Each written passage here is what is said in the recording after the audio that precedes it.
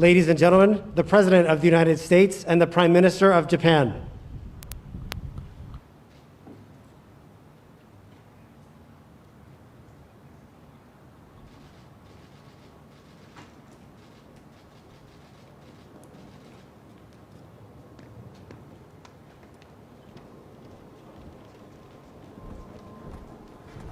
Well, good afternoon.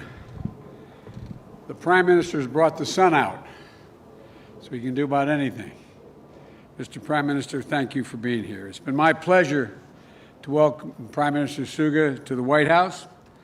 This is our first in-person meeting here, the first head of state that I've asked in my administration to come to the White House. Yoshi, thank you for making the long trip to Washington. We've already met several times virtually at a G7 meeting and a Quad Leaders Summit, but I greatly appreciate the chance to spend time with you in person and to exchange our ideas face-to-face.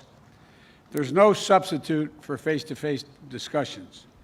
We are still taking COVID precautions, being careful, but our commitment to meet in person is indicative of the importance, the value we both place on this relationship between Japan and the United States, this partnership. We had a very productive discussions today. When nations as close as ours get together, we always look for operations and opportunities to do more. And today was no exception. So Yoshi, you'll probably be seeing a lot more of me in the future. And today, Prime Minister Suga and I affirmed our ironclad support for U.S.-Japanese alliance and for our shared security. We committed to working together to take on the challenges from China and on issues like the East China Sea, the South China Sea, as well as North Korea, to ensure a future of a free and open Indo-Pacific. Japan and the United States are two strong democracies in the region, and we're committed to defending and advancing our shared values, including human rights and the rule of law. We're going to work together to prove that democracies can still compete and win in the 21st century. We can deliver for our people in the face of a rapidly changing world. So today, we're announcing a new competitive and reliance partnership, CORE, between Japan and the United States that will enhance our ability to meet the pressing challenges of our time, together meet those challenges. Top of our agenda is, of course, getting the pandemic under control and helping our friends and neighbors throughout the Indo-Pacific region to recover. Earlier this year, we, together with India and Australia, launched the landmark Quad Vaccine Partnership to expand the manufacturing of COVID-19 vaccines and assist countries throughout the region with vaccination efforts. And we agreed to enhance our support for global vaccination efforts through the ACT Accelerator and COVID facility. We're also going to do more beyond this pandemic to advance longer-term goals for health security, reform of the World Health Organization, and establishing a new partnership on health security to build better preparedness for the next pandemic, because there will be others. Secondly, Japan and the United States are both deeply invested in innovation and looking to the future. That includes making sure we invest in and protect the technologies that will maintain and sharpen our competitive edge. And those technologies are governed by shared democratic norms that we both share. Norms set by democracies, not by autocracies. So we're going to work together across a range of fields, from promoting secure and reliable 5G networks to increasing our cooperation on supply chains for critical sectors like semiconductors, to driving joint research in areas like AI, genomics, quantum computing, and much more. Thirdly, our nations are committed to taking aggressive action to meet the threats of climate change. Next week, I'll be hosting the Climate Leaders Summit, which Prime Minister Suga also plans to attend, thankfully, to rally key nations of the world to making ambitious climate commitments in the lead up to Glasgow summit later this year. Japan and the United States are both committed to achieving net zero emissions by 2050, and we know to do that will require setting and meeting our 2030 goals. And we'll work together to advance clean energy technologies and help nations throughout the Indo-Pacific region, especially developing countries, develop renewable energies and decarbonize their economies. And finally, both Prime Minister Suga and I value the incredible partnership that exists, not just between our governments, but between the Japanese people and the American peoples. Last month, we jointly marked the 10th year anniversary of the earthquake, tsunami, and nuclear disaster that cost so many lives in Japan. I visited that area shortly after it happened. In our private lunch, the Prime Minister and I talked about when I was Vice President visiting the families in the region to show support of the United States. We continue to mourn the loss of all those folks and to honor the extraordinary joint effort between Japan and the American people in the wake of that tragedy to recover and to rebuild. And those personal bonds of friendship and connection, they're the ones that are going to keep this alliance strong and vibrant for decades to come. And I'm especially proud that today we agreed to resume what is called the Mansfield Fellowship Program to promote people-to-people connections between our countries. Before Mike Mansfield, who was a beloved ambassador to Japan, became ambassador, he was a mentor of mine when I came to the Senate after my wife and daughter were killed. And he helped me along in ways I can't even explain in the United States Senate. And I'm proud that this legacy continues to be honored as part of the close, enduring partnership between our nations. And Yoshi, I know how proud you are of the people of Japan are. You've got a Japanese boy coming over here, and guess what? He won the Masters. He won the Masters. He won the green jacket. And Matsuyama was the first Japanese player to take home that green jacket at the Masters tournament this week. So let me say congratulations, Japan, as well on that feat. Mr. Prime Minister, thank you for making the trip. I look forward to all that Japan and the United States will accomplish together in the coming years. It was a great honor having you as the first head of state in my administration. The floor is yours.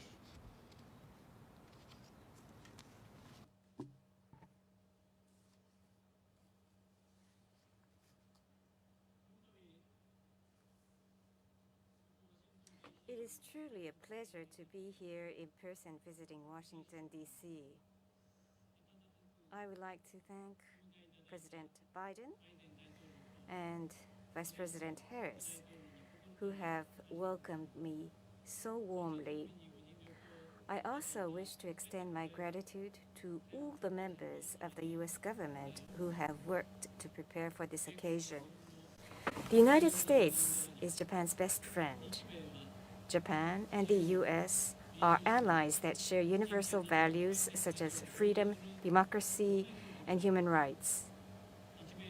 Our alliance has served its role as the foundation of peace and stability for the Indo-Pacific region and the world.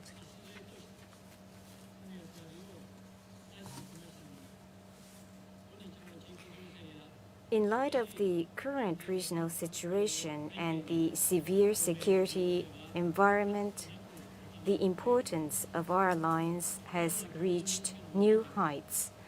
Based on such common recognition, at today's summit, we engaged in far-reaching and candid exchange of views on each other's political principles, challenges faced in each of our nations, our common vision, and other matters.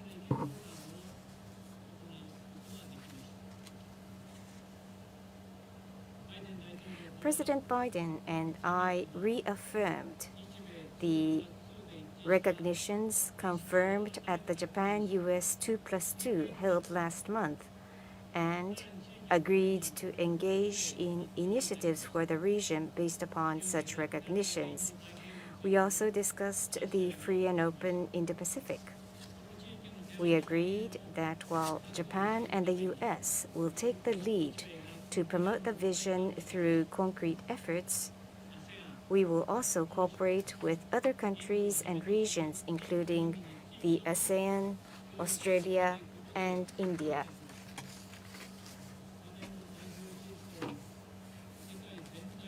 We also had serious talks on China's influence over the peace and prosperity of the Indo-Pacific and the world at large. We agreed to oppose any attempts to change the status quo by force or coercion in the East and South China Seas and intimidation of others in the region. At the same time, we agreed on the necessity for each of us to engage in frank dialogue with China and, in so doing, to pursue stability of international relations while upholding universal values. On North Korea, we confirmed our commitment to the CVID of all weapons of mass destruction and ballistic missiles of all ranges, and agreed to demand North Korea to fulfill its obligations under Security Council resolutions. On the issue of abduction,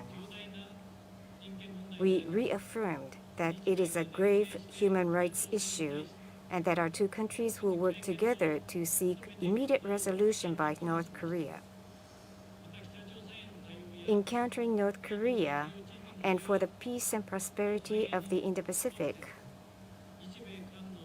both of us recognize that trilateral cooperation, including the ROK, has never been as important as today, and agreed to promote such collaboration.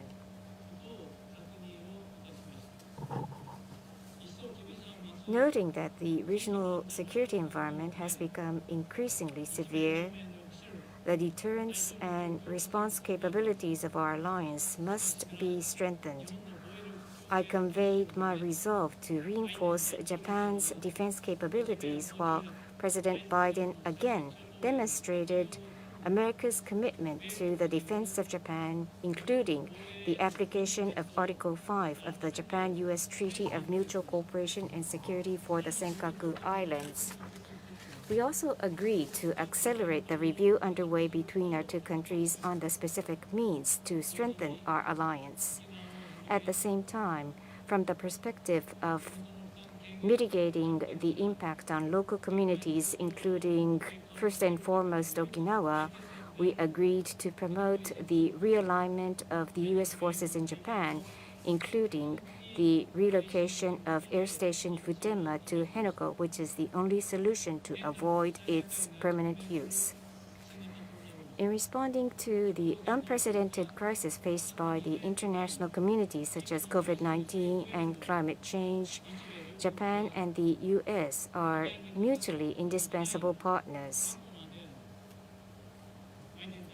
President Biden and I share the recognition that our two nations bear significant responsibilities to lead multilateral initiatives toward the resolution of such issues. In this context, we agreed to respect international order based upon multilateralism and the rule of law, while exercising joint leadership to build back better our global community.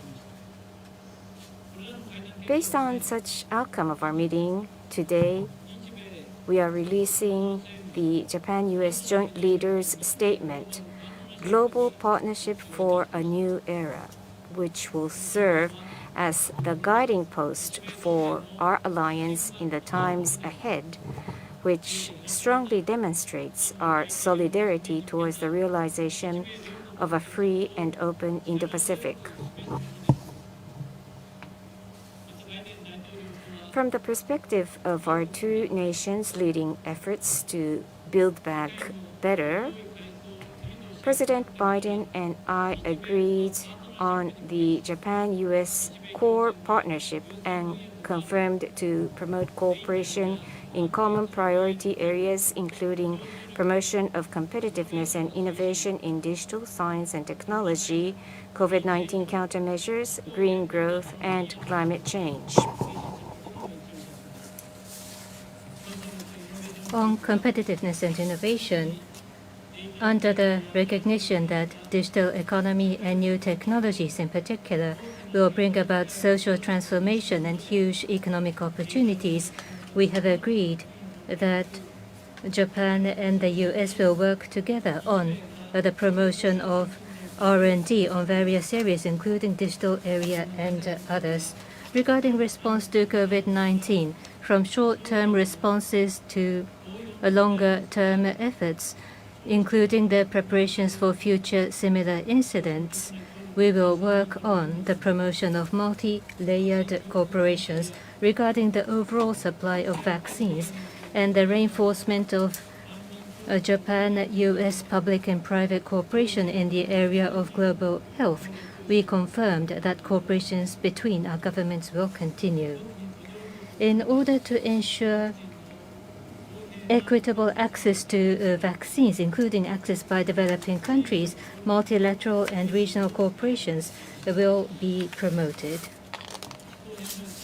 On the matter of climate change, at the upcoming climate summit to be hosted by the U.S. next week, or at COP26 and beyond, we confirmed that Japan and the U.S. will lead the global decarbonization. In order to further strengthen cooperation in areas such as the implementation of the Paris Agreement, clean energy technologies, or decarbonization transition of developing countries, I agreed with President Biden to launch climate partnership on ambition, decarbonization, and clean energy. Under these initiatives, I wish to give impetus to concrete and comprehensive Japan-U.S. cooperations. I discussed the increase of discriminations or violences against Asian people across the U.S. with President Biden and agreed that discrimination by race cannot be permitted in any societies. We agreed on this regard. President Biden's comment that discriminations and violences cannot be allowed and that he firmly opposes was extremely encouraging for me, and I have renewed my confidence in American democracy once again. I told the President about my determination to realize the Tokyo Olympic and Paralympic Games this summer as a symbol of a global unity. President Biden once again expressed his support for this determination. Japan is listening to and learning from WHO and experts, doing everything possible to contain infection and to realize safe and secure games from scientific and objective perspectives. We will do our utmost in our preparation. Freedom, democracy, human rights, rule of law. As we firmly defend and uphold these universal values that Japan and the U.S. share, I look forward to the actual implementation of the outcomes of today's significant meeting and to realize a free and open Indo-Pacific by further collaboration and deeper cooperation with Joe. I once again express my heartfelt gratitude for the kind invitation. Thank you. Now we'll each take a few questions, and I'll begin by recognizing the Associated Press. Amir, you have the first question. There you are. Thank you, Mr. President, and thank you, Mr. Prime Minister. Mr. President, in your last press conference, you said successful presidents prioritize and that you were focusing your agenda on one thing at a time. And I'd like to just ask you, what would you say to many of Americans who voted for you about the legislative progress on gun control and police reform, having to wait while you pursue infrastructure? Given that we continue to see these incidents with mass shootings and also police-involved shootings, including the incident that a lot of us saw in Chicago most recently, do you feel any need to reprioritize your agenda? I've never not prioritized this. No one has worked harder to deal with the violence used by individuals using weapons than I have. I'm the only one ever to have passed an assault weapons ban. I'm the only one that ever had a 10-year ban on assault weapons and clips of more than 10 bullets. Immediately upon us becoming in office, having an attorney general, I asked him to put together the things I could do by executive order, including dealing with new guns that can be made, you can buy in pieces and put together, and other initiatives. I strongly support the universal background checks, which I continue to push. The Congress has to step up and act. The Senate has to act. And I strongly support and continue and never stop supporting the ban on assault weapons and magazines that hold more than 10 bullets. It doesn't mean that I can't also be working at the same time on the economy and on COVID. But it's not a question of my being able to set the agenda in the Senate as to what they will move to first. And so I continue, and I strongly, strongly urge my Republican friends in the Congress who even refuse to bring up the House-passed bill to bring it up now. This has to end. It's a national embarrassment. It is a national embarrassment what's going on. And it's not only these mass shootings that are occurring. Every single day, there's a mass shooting in the United States if you count all those who were killed out on the streets of our cities and our rural areas. It's a national embarrassment and must come to an end. And one last thing, the folks who own weapons, the folks who own guns, they support universal background checks. The majority of them think we should not be selling assault weapons. Who in God's name needs a weapon that can hold 100 rounds or 40 rounds or 20 rounds? It's just wrong. And I'm not going to give up till it's done. You have a question you want to offer? Not a question. Recognize someone, Mr. Prime Minister. 産経新聞の杉本さん。 Mr. Sugimoto of Sankei Newspaper, thank you very much. My name is Sugimoto of Sankei Newspaper. At the summit, I believe that China policy was one of the central agenda items. So my question is on China policy. Both governments consider that peace and stability of Taiwan is of great importance, and that had been the agreement between the two countries. What kind of exchange of views were conducted on this matter at today's meeting? In order to deter contingency in the straits, what can Japan do? And what can Japan do when actually a contingency occurs in the Taiwan Straits? Did the Prime Minister explain to President Biden what Japan can do under such circumstances? And also, were there discussions on Xinjiang Uyghur Autonomous Region human rights issue? Grave concern is shared by the two countries, but Japan is the only G7 country that has not imposed sanctions on China. Were you able to gain President Biden's understanding towards such position? As we engaged in exchange of views over the regional situation, we also discussed the circumstances in Taiwan and Xinjiang Uyghur Autonomous Region as well.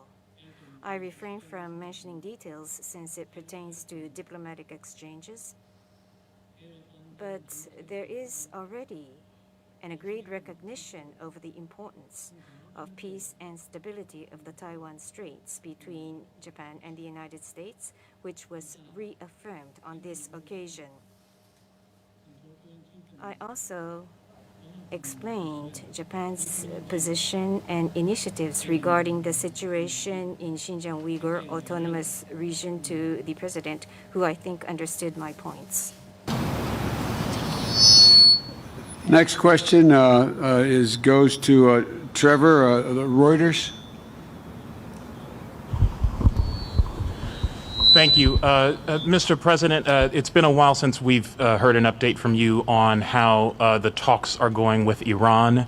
How are they going, and do you regard their decision to enrich to 60% as a step backwards, as a sign that they aren't serious about those negotiations? And for the Prime Minister, just a question on whether it's irresponsible to move forward with the Olympics when you have public health experts telling you that Japan is not ready to do so. Thank you.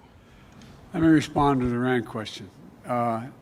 We do not support and do not think it's at all helpful that Iran is saying it's going to move to enrich to 60%. It is contrary to the agreement. We are, though, nonetheless, pleased that Iran has continued to agree to engage in discussions, in direct discussions with us and with our partners on how we move forward and what is needed to allow us to move back into the JOPCA so that we're part of it again, that we should have never gotten out of, in my view, without us making concessions that we're just not willing to make. And so the discussions are underway. I think it's premature to make a judgment as to what the outcome will be, but we're still talking.